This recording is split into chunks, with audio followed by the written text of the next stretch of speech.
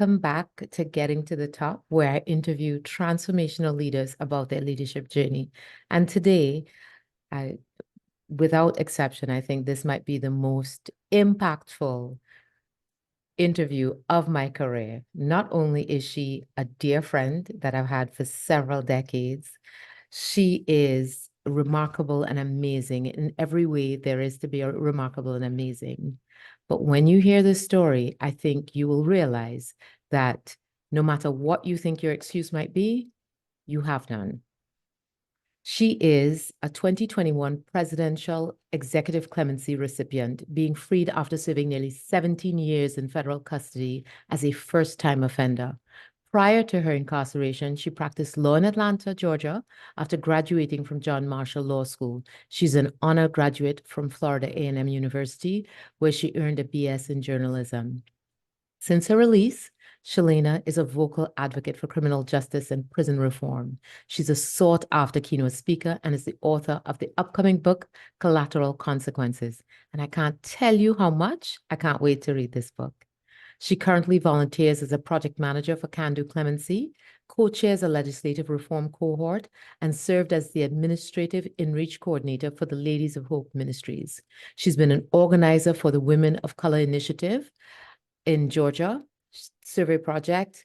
She serves on the advisory boards for Fighting for Freedom, the Atlanta Incarcerated Art Project, Atlanta Women on the Rise. She also served as a faculty member for the 2021 National Association of Criminal Defense Attorneys 20th Annual State Criminal Justice Network Conference. She's a featured contributor to the column Clemency Corner for the West Side Gazette in Fort Lauderdale. She's appeared on NPR, StoryCorps, PBS NewsHour, and Neighbor's Choice, and the Roach Brown Show on Sirius One, iHeartRadio. She and her story has been featured in the web stories curated by the American Civil Liberties Union and Vera Institute sites. She is the proud mother of an amazing young woman who's a graduate and lives in Atlanta, Georgia. Welcome, Chalana. Thank you, Racquel. It's a pleasure to be here today. Wonderful. So we're going to tell this story in 3 parts. We're going to talk about before, we're going to talk about during the incarceration, and we're going to talk about the amazing career that you've had since. So I'm going to start this off like we start off every single conversation, which is, how did you and when did you know that you wanted to be an attorney? I think I knew I was destined to be an attorney as a small child. My cousins and I spent the summers with my grandmother and grandfather, and there were probably anywhere between 7 and 11 of us at any given time. And I was one of the older ones. And whenever we would do things and get in trouble, I would always have to step up and defend us. Whatever novel thing that we did or whatever we disobeyed grandmother with. And my grandmother used to say, you're going to end up being a lawyer because you would try to explain your way out of anything. And then I've always had a strong sense of the need to defend those who are powerless. So even coming up through elementary school and middle school and then secondary school, I always spoke up for those that I felt didn't have a voice or could not find their words. And I had a very strong sense of right and wrong. And it was just a natural transition. I went to college and majored in journalism, which taught me how to be able to tell stories. And then I decided to take the leap and go through law school. But as all things, they always don't go as you expect them to. I enrolled full time in law school, and then the scholarships and financial aid did not come in as I had anticipated. So after the first year, I had to go part time and work full time, which is how you and I met. And but I didn't let it deter me. It took me 5 years to finish law school instead of just 3, but I did finish. And then I sat for the bar exam, and actually I passed the bar exam before I actually graduated. So whenever there's a stumbling block in your life, I would just always encourage you to figure out a way to climb over it and use it as a stepping stone. There is a way to overcome any obstacle that comes into your path.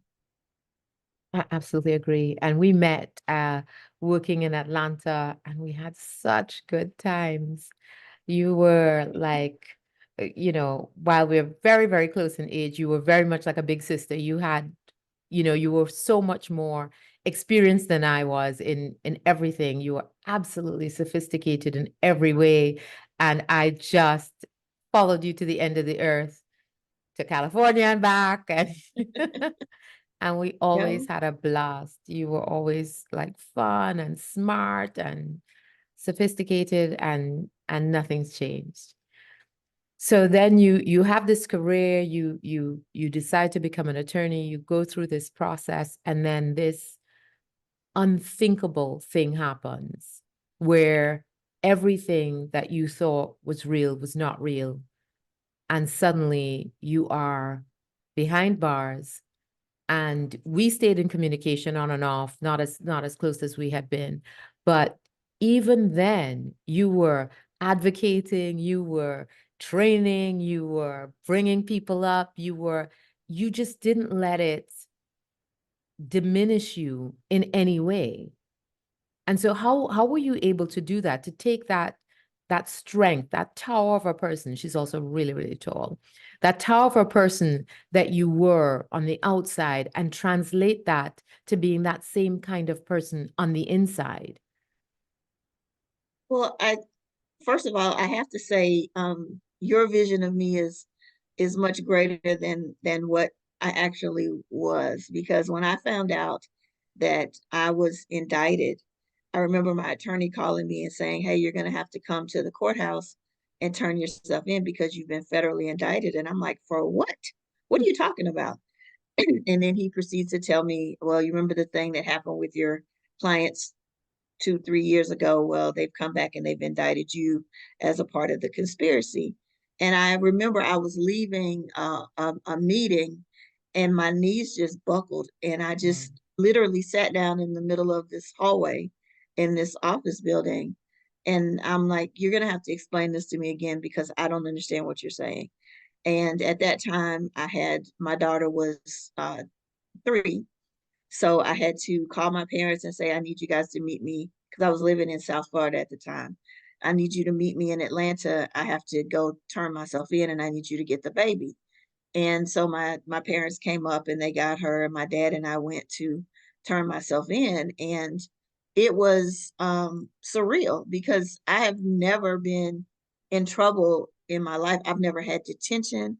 I've never had a speeding ticket. I never even had a parking ticket. And so it was very surreal. And I kept thinking, I'm going to wake up out of this at any time, and this is going to be a nightmare. Unfortunately, that wasn't what occurred. And so then it was, a matter of fighting for my life at that point. He's like, "Oh, yeah, well, I don't see where they have anything on you. We'll be able to straighten all this out." And it went on and on and on. And eventually I discovered that his promises were only given to continue to have me write checks. And then when I ran out of money, Ah. he ran out of service and Mm. withdrew from my case. And I ended up with a court appointed attorney, a free attorney who had less trial experience than I did. Wow. And so it went downhill from there, but I had no choice but to fight because I could not imagine pleading guilty to a conspiracy to it was in relation to mortgage fraud. And I closed a lot of loans, but I had nothing to do with the loans themselves. But because I was the closing attorney on all of them, I ended up being pulled into the conspiracy. And then the people that were the most culpable decided, "Oh, well, I can get a deal if I can somehow implicate Attorney McFarland to say that she advised us about certain things." And it just was really surreal. And I discuss it a lot in the book about how things can change in a moment. And what I can say is that when I dealt with these mortgage brokers, I knew that they were shady, and they all pled guilty, and then they all struck deals to testify at my trial, which lasted about a month. And ultimately, I was convicted, and they took me straight to jail that night. And I had to get someone to pick my daughter up from daycare because they didn't even let me say goodbye And even though you'll see all the celebrities that get to turn themselves in and all of that, they didn't do any of that for me. They handcuffed me right in the courtroom and said that I was a flight risk because my mother was Guyanese. And I haven't been to Guyana since I was 2, I think, because all my family now lives in New York. But because of that, they use that as an excuse to say that I could flee, even though I'd already surrendered my passport and everything. So they kept me in the Atlanta City Jail, and I was there for almost a little over a year, waiting to get sentenced and then transferred to the federal facility. And it was, I wish I could say that, I had this super S on my chest and I, no, I curled into a ball and cried and wouldn't eat and I was depressed and I just could not understand how this was happening to me and how my life that I had worked so hard to build. And Racquel, you know how hard I studied while we were in Yeah. school and Yeah. I even got a second job to pay for, graduation and different things and to just have it all just blow up. And then Yeah. on top of that, my marriage, my husband was like, you're an embarrassment and I can't believe that you would place our family in this situation. And that was it for him. And so I was, all alone. I've got a child, which my parents ended up taking her. And it was just unbelievable. And then when going through the process of being an inmate, was just the most dehumanizing experience that I've ever had. And then I thought about all the times that when I practiced law, when I did criminal defense work, and I never thought about what happened to my clients after they went to Yeah. prison. And so looking back at it in hindsight, I now understand that it was a divine purpose that God needed me to be able to see and experience the things that others had encountered so that I could really understand the system and be able to truly help to reform the system. And so at some point, I picked myself off the floor and I said, they can take away all my titles. I'm no longer considered an attorney, but the knowledge is still in my head. So I would help a lot of the ladies that were there, look at their paperwork, figure out, well, this is wrong. Why are they saying this? You need to ask your lawyer about this. So I was really able to be effective with that. And then when I got to the federal system, it continued. I was hired to work in the law library and then fired from the law library because I was helping too many people. And so they assigned me to work in the kitchen, and that was an experience because I got my first paycheck from working in the kitchen, and it was $5.25. And so I went to my supervisor and I said, "Hey, you guys made a mistake." And he said, "How much did you think you were going to get?" I said, 525 for the month. I know we don't make real wages like on the outside, but I worked, at least 50 hours every week. So I'm thinking, it's just an accounting thing. Just, who do we need to talk to? So he says, "Let me talk to my supervisor, come in and explain to him." And he puts me on speakerphone and I'm explaining to him about why this $5.25 check for a whole month's worth of work was wrong. And after they stopped laughing hysterically, they told me, "No, that's what you make." And Wow. I said, "This is nothing but slavery." Yeah. And they said, "Well, welcome to the Bureau of Prisons." And that was my rude awakening into the culture on the inside. It's nothing like what you see on TV. There's actually a sisterhood inside. There's people are so over sentenced and just taken away from Yeah. their families, and it hurts. It's harmful, and it's all done, to make money, and it's Yeah. really sad. And so now, well, I'll wait to talk about what we're doing now, but the experience, I kept thinking, okay, this is going to come to an end. I'm going to win my appeal. And so when the appellate court came back, they said, "Well, we do see that there were some errors, but we consider them harmless. And while her sentence, and I'll go to that in a minute, is Mhm. egregious, it is within the sentencing guidelines." So my judge, after the jury came back, he sentenced me to a total of 360 months, which is a 30-year sentence. So I had a harsher sentence than people that murdered people. And he said he was doing this as an example to other attorneys who decided to participate in fraud. And so at the age of 35, I was sentenced to 30 years in prison. And it was just unbelievable. And Unbelievable.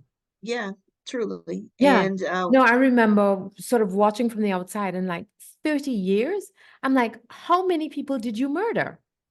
Because there are correct, people who commit multiple murders and don't get that kind of sentence. It right, made no sense to me whatsoever. And as a first offender, it just right. seemed so over the top. Well, yeah. And it's like when you have that type of sentence, it puts you in a higher security classification. So I would have to be shackled anytime I went somewhere, and I had to fight to actually have them reduce my security points because I had no priors. And so eventually I was able to get that done. But it's kind of difficult when they put you in a unit and you're in with people who have like sentences that are 30 years or lifers, and they're in there because they murdered someone, they were a part of a gang, and then they're like, what did you do? And you're like, oh, I filed some deeds. You don't quite get the get the You respect. have no street cred. No. But once they found out that I was an attorney and that I could help them, read through their paperwork and figure out what the next steps were, I made a lot of really good friends and a lot of sisters. And I was able to help a lot of women return home to their children. And I thank God for putting me in that position to be able to help people. I was also able to become a thorn in the side of the administration to make sure that women had uh, things that they need. There's no reason why a female facility should not have tampons or pads for women, and they're having to ball up tissue when their cycles come on every month. That is just ridiculous. It's cruel and unusual punishment. And I was able to make those type of decisions and to go forward even when it was going to harm me, because everything is retaliatory. But sometimes you have to figure out which fight you're going to fight and then go for it. And so that's what I did. And so the normal threats that they would say about, well, you're going to lose your good time, because you accrue serve 27 days a year if you don't cause any problems. And so I'm like, well, what is 27 days off of a 361 sentence? I don't care, keep it. But this is what you're going to have to do. And I would, write to DC, to the headquarters, to report things. And it got to a point that my file became very thick. And it wasn't because of disciplinary actions. It was just because of what are called administrative remedies, where I filed because of the conditions that we were having to live under. And as a result, they transferred me around the country multiple times. They call it diesel therapy because it used to be, in the days, they would put you on a bus and they would drive you to your destination. Now we fly Con Air, but they still call it diesel therapy. And so they send you far away from home so you can't have as many visitations. Mm. And you have to start all over, because every time you travel, you're limited by how much of your belongings you can take, if you can take anything at all. So when you get there, you have to buy all your things all over again, which is, super expensive. And it's just dehumanizing. Yeah. And but I needed to see the different facilities. And so now, I'm able to really talk about what it's like. Yeah, and just, see different facilities, meet lots of different women, understand the circumstances that they're all experiencing, because I'm sure it differs from place to place. And it became really hard for for me to keep in contact with you, because some places their email was allowed, other places it wasn't, and you had to send a message to a thing and then the thing to the thing, and then you get the message back and you wouldn't get a notification of the message. And it was just so difficult to just keep track. And it would happen like you wouldn't know that you were going to be transferred. It just happened. Yes. Yes. Ah. And what was it like, trying to maintain that relationship with your daughter through all of this? It was we made it work. And one of the things that was key to me is I wrote her twice a week, every week during my incarceration. And so when she was little, about 5 or 6 years old, she would sit on my mom's front porch and wait on the mailman and Oh, wait for her letters. And then she would color me a picture back. And so I could see the progress from the scribble scratch to where she's almost in the lines to where she's actually coloring in the lines, and the big letters on the big cornbread paper. Uh, and as she moved up, I was able to see that they sent me all her report cards. I would call home twice a week, every Thursday and Sunday. I would call home. You only get 15 minutes for a phone call. So we would talk. And then my parents were, I was very fortunate and very blessed that they brought her to see me. So we were able to, maintain that bond. And then when I ultimately was released and transferred to home confinement, she was the one that came to pick me up. She was driving. And it was just amazing. But, I tell people you can parent from prison. Is it easy? No, but it requires a lot of effort. But if that's your child, what else do you have to do?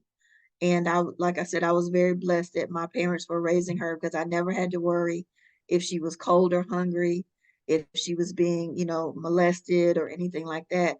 And I knew she was going to the same parochial school that I went to, wearing the same plaid jumpers and complaining about the hard bottom shoes.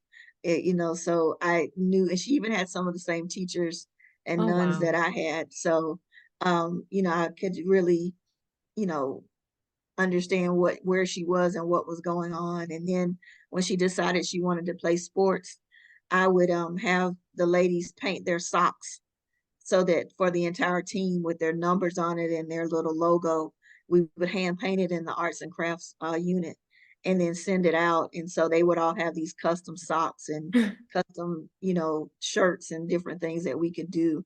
So I stayed very engaged to make sure that she knew that even though I was not able to be there physically, that I was there for her in every way that I could be. And your parents were absolutely super troopers, and they were always super troopers.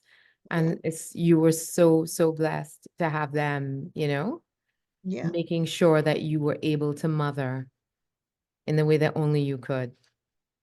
All right. absolutely. So now we talk about the after. Now, most people, when they come out and they struggle to find their way, especially after 17 years.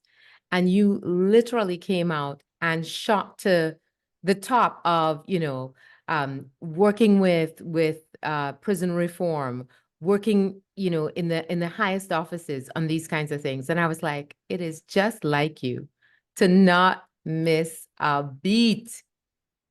And I loved it for you. I loved it. Ladies of Hope are doing amazing things, but all of the other organizations. So tell us about, coming out and reacclimating and then being able to get into all of these incredible spaces.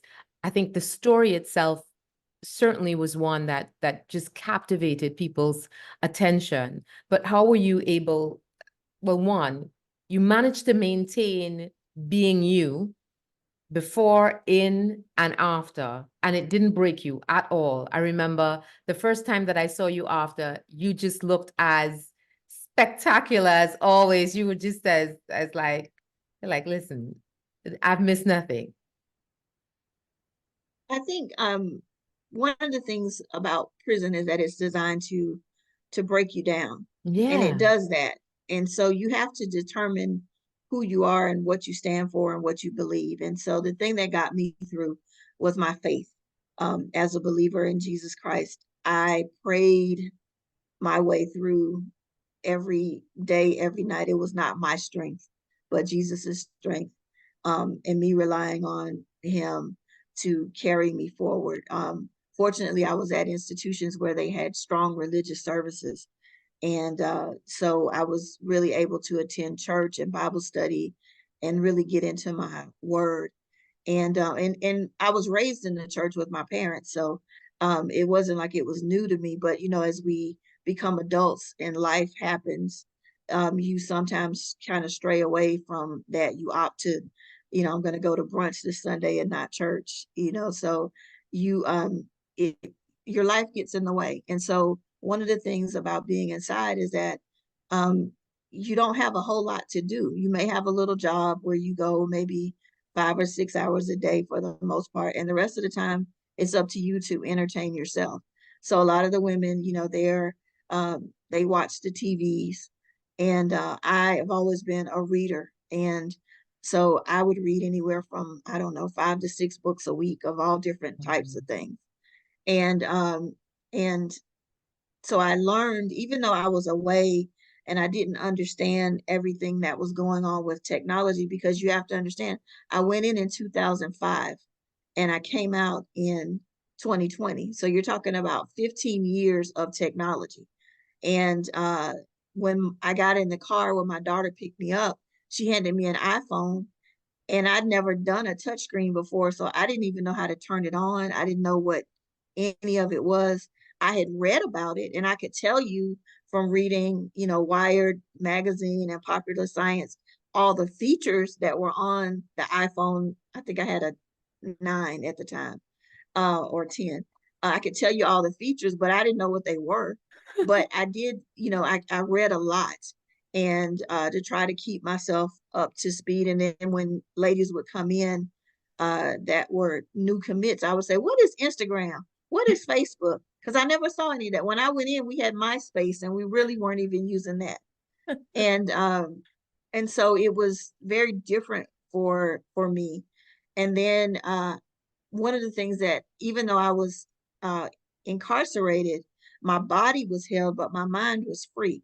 And so I knew that I needed to get home, and it was going to take an extraordinary remedy for me to get there. So I would write to any organization that I thought could help me, and I would tell my story. I would tell them about what happened, and that I was serving basically a life sentence for nothing. And I would also let them know that there was a case that came 2 years after mine with two attorneys, same exact fact patterns, scenario, same judge, same prosecutor, and those attorneys one received 5 months and the other one received 24 months. And the only difference is that they were white males and I wasn't. Their loss amount was totaled at over 21 million. Which was double what they said that, our group had done. And so where was the warning that you said the reason why you were sentencing me so harshly, Judge? Yeah. What was that all about? And it just gave me more fuel to fight.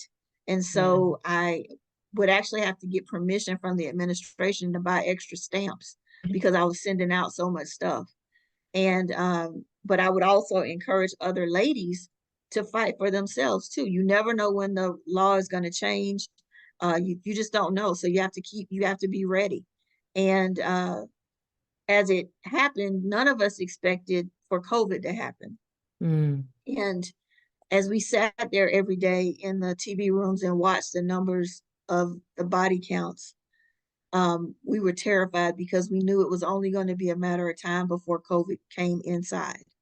Even though we were isolated, the staff goes home every day. And at that point, I was in Florida, which is a state that did not have mask mandates. Even though the federal system said that they had to have masks when they came to work, most of them still didn't wear it. And Mm. so we were terrified. And then I'm a severe asthmatic. So I knew that, this could possibly end me if I contracted COVID. Then they came out with a policy that said if you had served half of your sentence and you were a nonviolent, low risk offender, that you could transfer to home confinement. And so I was like, okay, well, I've done 15 years of the 30, Yeah. almost 16 years. I can go. And then they said, no, it doesn't apply to you. And I said, well, why doesn't it? Well, you have too much time left. I said, where does it say that? Right. Show me where it says that in the policy. It doesn't say that. You have to Right. put me in for it. And so they put me in and it was approved. And Yes. so I got to come home. I had an ankle monitor and I was on house arrest and I lived with my sister. And once I got home and I got a computer and a phone, I began to advocate for myself at that point for a pardon, a clemency. Mhm. And I would call. I had a list of everybody that I could talk to tell my story, because I needed to get to the president. And we were under President Trump at that time. And ultimately, on his last day in office, he commuted my sentence so that I was free. And I know a lot of people don't have a lot of good things to say about him. But I can just say that in my heart, I will forever be grateful for him taking this burden off of me and allowing me to return home to my family and my daughter. And it has been amazing, because I knew that what happened to me could happen to anyone, and that there were systemic changes that needed to happen in the criminal justice system. And I've worked on that. Also with reentry, it's not easy when you have a felony. People don't want to hire you. And so it was a way for me to take something that could be a barrier or a stumbling block and turn it into a stepping stone. And so I embraced it. And suddenly I found myself going to DC to work on policy and legislation. And because I had been an attorney and because I had been incarcerated, I was one of the few people that can talk on both sides in the room. So a lot of times people, they make policy and legislation and they mean well, but it's not Yeah. impactful and it's not effective and it's not going to be implemented. And so I'm able to really talk to them about the way to make sure that the legislative intent is actually reached. And so I've worked for different organizations. I volunteered with all the ones that advocated with me and for me to help me get to the president's desk. And I gave I still volunteer a lot with them. And I got a position with Ladies of Hope Ministries with Dr. Topeka Sams as her outreach coordinator. And as you know, we were able to open a Hope House there in Trinidad. Yeah. And I stayed with her until when did I leave? March of this past year. And now I am the technology coordinator for the Martin Luther King Collaborative here in Atlanta. So I work on the nonprofit side, and we're housed at the historic Ebenezer Baptist Church Oh, downtown. fantastic. Even though I work virtually most of the time, but I was able to forge a partnership between Google and the Georgia Department of Corrections to bring in technology training to all 33 institutions here in Georgia, so that people, no matter when they get out or if they ever get out, will have an understanding of what technology is and how it is impactful, and what they're going to be in expecting. And once they're released, the reentry program at the MLK Senior Collaborative has online programs through Google. There's 12 courses that they can take that will help educate them on technology, and then they can go on to other courses all the way up to programming, learning about AI, cybersecurity, all sorts of things through Coursera. And so there's no limit. The only limit that is there is what you limit yourself to. And so it really warms my heart to be able to, tell people I've only been home 3.5 years and this is where I am. And I go hard every day. As you know, you've been trying to book me for this forever. And But it at has least a just been, year. And I'm a friend. and so it has, it's been a journey. Um, it's been hard, because I can't say that there's not uh, some shame uh, where when people turn their noses up at you, or they find out that you've been in prison and they, move back from you. And I'm like, it washes off. I promise. There's a lot of really good people in there, and then they come and they ask questions. Mhm. And I'm very, very upfront about anything that people want to know about incarceration, because I think if we could have a little hidden camera and you could see what people did all day, I think most of the people would say send them home so they can get some jobs and work, because it is a waste of people. It really Yeah. is. Yeah. It's a waste of talent and the system is not fair. And so Yeah, there's so much, so much value that we're losing.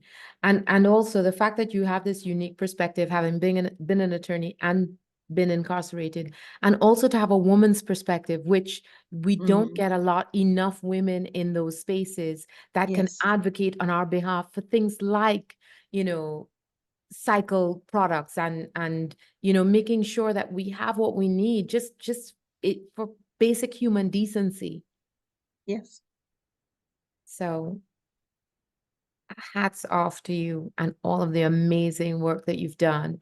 But again, anybody who has an excuse about what you think you cannot do, listen to this story and tell me what is your excuse really? Chalana, cha. You Thank just you. have to keep pushing forward. And I would encourage, everyone deserves a second chance. No one should be judged by the worst thing that's happened to them Yeah, in their lives. And one of the things I can say, being a partly of Caribbean descent, is that we are very judgmental of mhm, people that have taken that fall.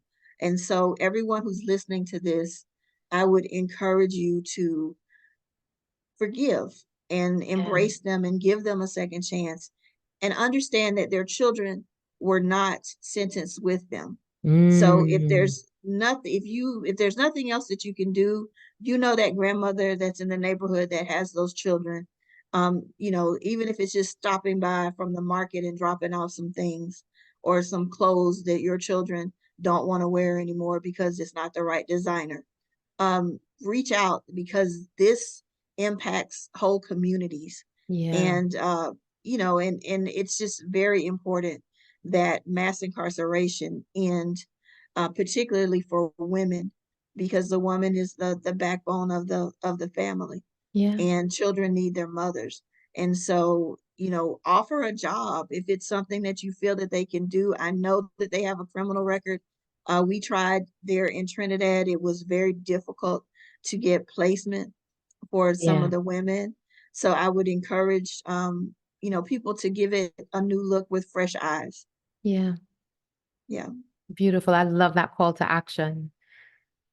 Thank you so much. Thank you so much for staying with us, Chalana. Thank you so much for sharing this incredible story. Absolutely worth the wait. And I'm so glad that we got a chance to have this conversation, because I think a lot of times people perceive barriers where they aren't, or they think, something's happened to me.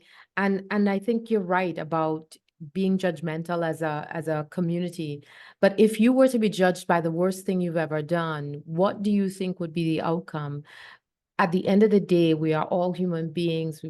We all put on our pants one leg at a time, and we all deserve a second chance. And this is our opportunity, not only to embrace others, but to embrace ourselves wherever we are, and know that there is a place to climb to from wherever you are. So never, ever, ever, ever give up. Thank you so much. And I look forward to seeing you next time. And if you haven't already, please subscribe. That helps us to get these really amazing, amazing guests to share their stories with us and to inspire us to be our very best selves. Thank you. Bye. I